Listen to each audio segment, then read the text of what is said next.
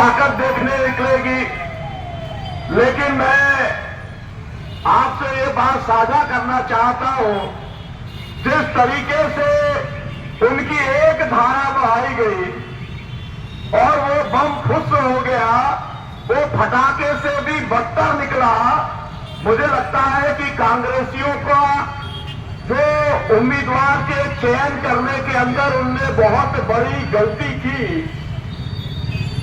और इसीलिए जब वो पीछे हट गए तो मैं सोच रहा था कि कितने कमजोर लोग हैं।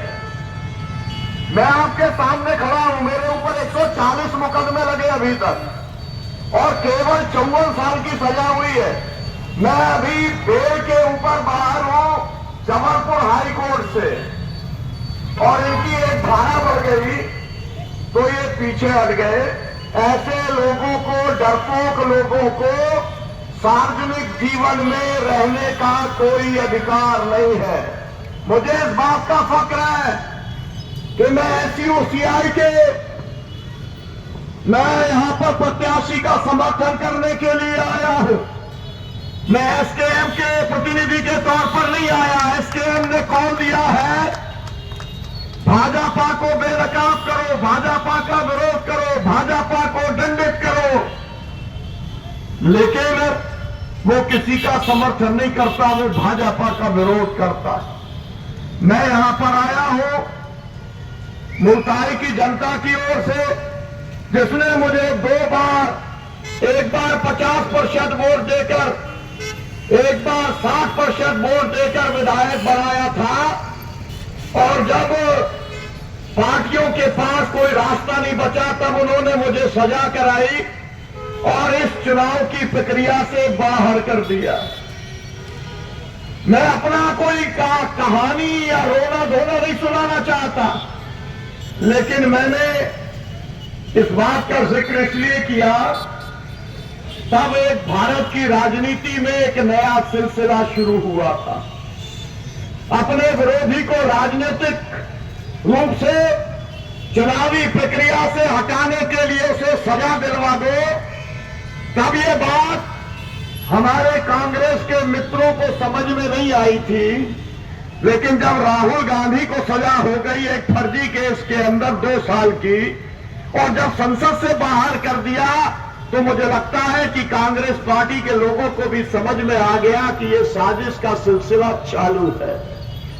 उसी तरीके से मैं कहना चाहता हूं, मेरी बात को याद रखना, ये कोई छोटा मोटा काम नहीं हुआ खजुराहो में, जहां पर समाजवादी पार्टी के प्रत्याशी को उसका नामांकन इसलिए रद्द कर दिया क्योंकि उसने एक जगह पर हस्ताक्षर नहीं किए थे।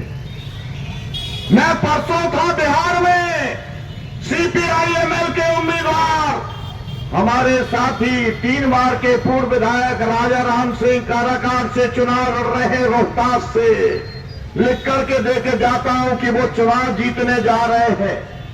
वहां पर तेजस्वी यादव जी के साथ में, दीपांकर भट्टाचार्य जी के साथ में मैंने सभा को संबोधित किया और वहां पर भी मैंने इस बात को कहा था, पार्टी के लोगों और देश की जनता इस बात को याद रखो, ये मोदी के मॉडल का एक नया स्वरूप है।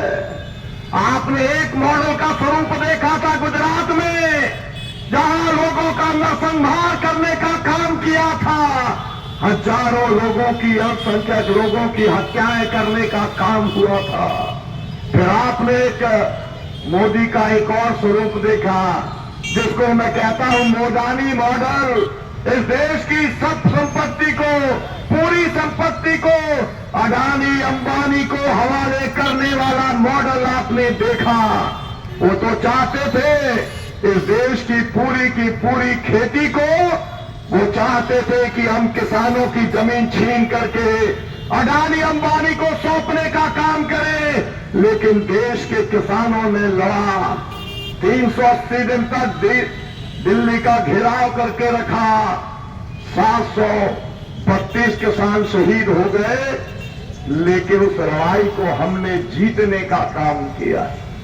जब बरसात आ रही थी तब मैं सोच रहा था कि आप सोचिए पूरे बरसात भर किसान, लाखों किसान